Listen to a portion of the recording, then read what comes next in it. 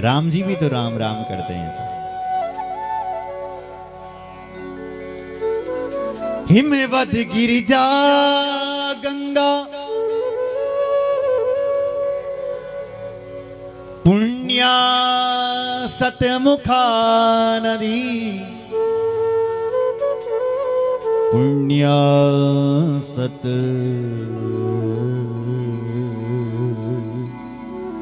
मुखा नदी। हिमवत गिरिजा गंगा भगवती गंगा 100 मुखों वाली है कि कितने मुखों वाली है? 100 मुखों वाली। 100 मुखों से गंगा जी आ रही। अच्छा, गंगा जी कहां से आ रही है? गंगोत्री से आ रही है। गंगोत्री मतलब जग गंगा जी उतरी। तो आप क्या हो गए? गंगोत्री गंगा जी के मैती हो गए आप,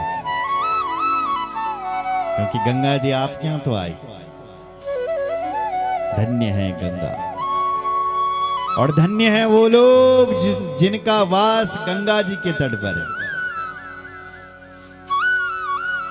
धन्य गंगा को किनारो बड़ा भागवान ते मिल दो। भगवान मतलब वो लोग जौन गंगा को किनारों में भाग्यशाली होते हैं वो लोग। मरते समय यदि गंगा जी की एक बूंद भी यदि गले में चले गई तो तड़ जाता है वो आदमी, मोक्ष पा लेता है वो। इसलिए महात्मा लोग सबसे ज्यादा निवास गंगा जी के तीर्थों में करते थे। 60 मुखों वाली है सरस्वती नदी। ब्रह्म नद्यां सरस्वती नदी पुण्या प्रोक्ता 60 मुखा नदी। ये 60 मुखों वाली है, लेकिन ये लुप्त है। सोनभद्रा नदी 10 मुखों वाली है। सोन भद्रो 10 मुखा। और नर्मदा नदी 24 मुखों वाली। चतुर्विंशति मुखा पुण्य। 24 मुखों वाली नर्मदा। तमसा नदी 12 मुखों वाली है। तमसा 12 मुखा। रेवा नदी 10 मुखों वाली है। रेवा 10 मुखा नदी। गोदावरी 21 मुखों वाली। गोदावरी महापुण्या ब्रह्म गोवद नासिनी 21 मुखा प्रोक्ता। 21 21 मुखों वाली है भगवती गोदावरी। आगे सदाचार का वर्णन किया गया है कि सदाचारी कौन है। सदाचार सबको सदाचार है। सदाचारी ब्राह्मण, सदाचारी क्षत्रिय, वैश्य और शूद्र, सबको सदाचार में रहना चाहिए। बोलो शंकर भगवान की। कितने लोग बैठे हैं जो कभी मांस और मदिरा का सेवन नहीं करते हैं? तो आप सदाचारी हैं। और यदि आप मांस और मदिरा का सेवन करते हो तो क्या कहेंगे फिर? दुराचारी।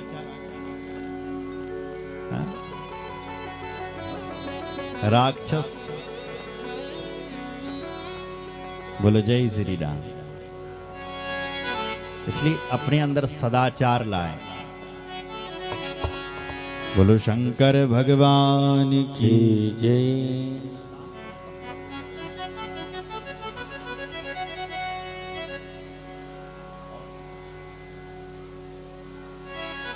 हर हर महादेव। ओमकार का वर्णन किया गया है। जो प्रणव है, ओमकार है, वो ओमकार भगवान शिव जी के मुख से सबसे पहले निकला। उपादिशम निजम मंत्रम ओमकार मुरुमंगलम। ओमकारो मन मुखज्ञे ये प्रथमम मत प्रबोधक। उपादिशम निजम मंत्रम।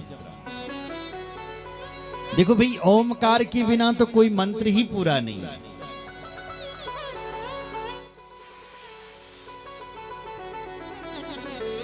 अगर आपने ओमकार नहीं लगाया, यानी हरिओम, हरि ओम, ऐसा शब्द नहीं बोला और सीधे मंत्र बोल दिया तो वो मंत्र पूर्ण नहीं। बिना ओमकार के मंत्र अधूरे हैं। सुन रहे हो? अच्छा, ओमकार क्या है? ओमकार शिव ही है। भगवान शिव जी कहते हैं जो ओमकार का स्मरण करता है वो मेरा स्मरण करता है। हमारा बड़ा बड़ा महात्मा तोंगम कोई बड़ा बड़ा मंत्र न होता, बस एक ही मंत्र है, ओम। ओम। अगर किसी से कहो कि तुम ओम ओम का उच्चारण करो तुम्हें सिद्धियां मिल जाएगी, वो हंसेगा। हमारा ना सुनियो कल। और अगर कोई तांत्रिक वाला मंत्र दे दे तो लोग तांत्रिक से आजकल बड़े प्रभावित होते हैं। अरे वो बाबा बड़े चमत्कारी हैं साहब। बोलो जय श्री राम।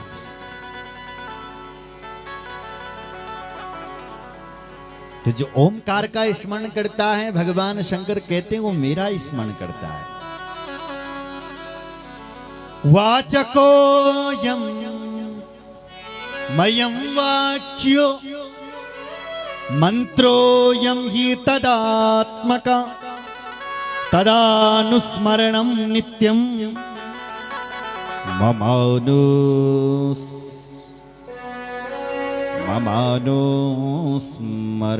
भवेत्।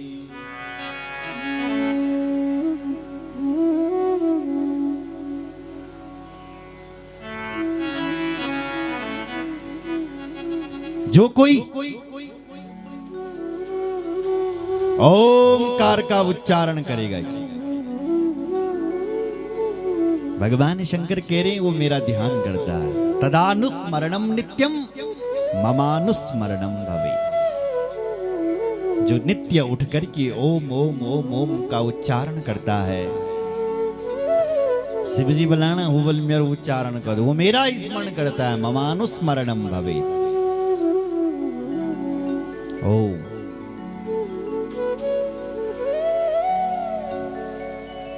रोज अपनी श्वासों को खींचे। आप प्राणायाम करें, श्वासों को जोर से लें और फिर धीरे धीरे करके छोड़ें। एक ध्वनि निकलेगी, शब्द आएगा। जो शब्द होगा शिवोहम, शिवोहम, शिवोहम, हम शिव हैं।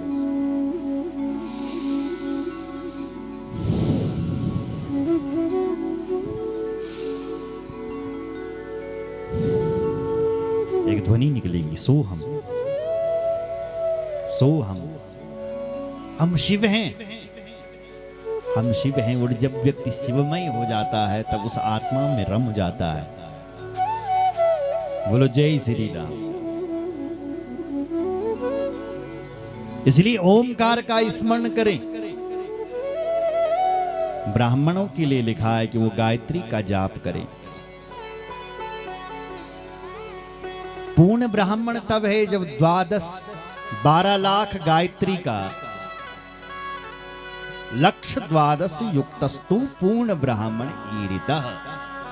इसलिए हमारे संस्कृत महाविद्यालयों में जब दाखला होता है, किसी बच्चे का एडमिशन होता है,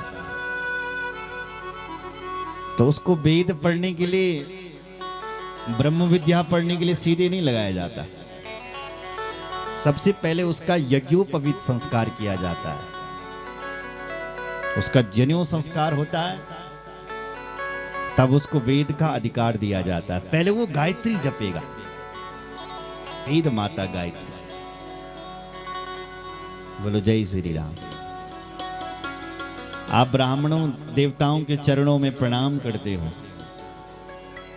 इसका मतलब क्या है? आप दान देते हो, दक्षिणा देते हो, उसके बदले में आपको पुण्य मिल रहा है। हमारे ब्राह्मण देवता जो गायत्री करते हैं, उस गायत्री करने का जो पुण्य है वो आपके खाते पर जा रहा है जब आप दक्षिणा देते हैं, दान देते हैं। बोलो जय श्री राम। धर्म अर्थ, धर्म करो, उससे अर्थ की प्राप्ति होगी। अच्छा, जब अर्थ आएगा तो उससे भोग होगा, और जब भोग होगा तब वैराग्य होगा, और जब वैराग्य होगा तब उससे मोक्ष हो जाएगा। धर्म अर्थ के लिए होता है। देखो, हमारे ब्राह्मण देवता कहते हैं आप अनुष्ठान कराओ, नहीं कहते आप ये शिव पुराण का अनुष्ठान करवा रहे हैं, तो इससे आपको अर्थ भी, भले अर्थ खर्च हो रहा है, धन तो खर्च हो रहा है, लेकिन इससे तुम्हें अर्थ की प्राप्ति जरूर होगी। धर्म से अर्थ आता है। जब व्यक्ति धर्मात्मा होता है तो भगवान उसको सबसे पहले धन ही तो देते हैं। आप होकर के देखो, मर्यादा में रहो, धर्म कर्म से रहो, तो तुम्हारे पास धन की कमी नहीं होगी। भगवान खजाना खोल ही देगा। धर्म से अर्थ आएगा, अर्थ से ही धर्म होगा। अच्छा, जब पैसा आएगा आपके पास तो उससे क्या होगा? आपका भोग होगा, आपकी सुख सुविधाएं जो है वो पूर्ण। जब पैसा आएगा तो अच्छा मकान बनेगा आपका, धन आएगा तो अच्छी सुख सुविधाएं होगी। अच्छा, जब आप भोग कर लोगे, भोग कर लोगे, तब उस भोग से आपको वैराग्य होगा। कई लोग हैं बड़ी बड़ी कोठियां उन्होंने बना रखी, लेकिन ये घर में बहुत कम रहता, नहीं रहते, फुर्सत ही नहीं है साहब। अच्छा मकान बना रखा, क्या कहिए नहीं फुर्सत कि हम घर पर रहो, कभी वहां कभी वहां। कई लोग देखे हम तीर्थों में घूमते रहते हैं, क्यों जी आपने तो अपना घर स्वर्ग बना रखा है, क्यों तुम तीर्थों में जा रहे हो? बोले साहब यहां मन नहीं लग रहा है घर में। इसका मतलब ये है कि भोग मिला, और भोग से क्या हो गया? आप वैराग्य हो गए। जब तक भोग पूरा नहीं मिलेगा तब तक वैराग्य नहीं हो सकता। अब भोग मिल गया, अब वैराग्य होगा, और जब तुम्हें वैराग्य हो गया तब तुम भगवान का खोज करोगे, भगवान का हो जाओगे, और तब उससे तुम्हारा मोक्ष हो जाएगा। वैराग्य से भगवत प्राप्ति होती है, और भगवत प्राप्ति से मोक्ष होता है। बोलो शंकर भगवान की जय। हर हर महादेव। दो धर्मों का निरूपण किया गया है।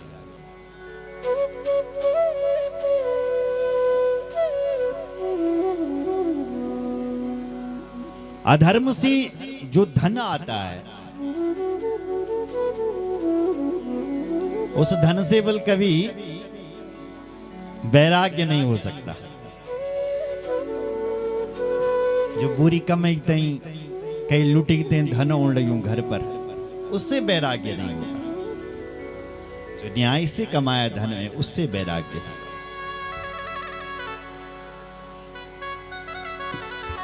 बोलो शंकर भगवान की जय। कृतार्दो हि तपस्याग्निं द्रव्या धर्म कलो युगे। दो प्रकार के धर्मों का निरूपण किया गया है, द्रव्य धर्म और शरीर से धर्म। अगर आपको भगवान ने पैसा दिया है, पास खूब पैसा है तो उस पैसों का आप सदुपयोग करो, उस पैसे से आप यज्ञ कराओ, यहां पर एक धर्मशाला का निर्माण करो। अगर आपको धन दिया भगवान, जिसका खेत है वो हो सकता है खेत भी भगवान को दान दे दें ये कथा करवाने के लिए, और कोई ये कह दें कि भाई इस खेत में आप खेत दान दे रहे हैं, दूसरा कहेगा इसमें एक टीन सेट लगना चाहिए।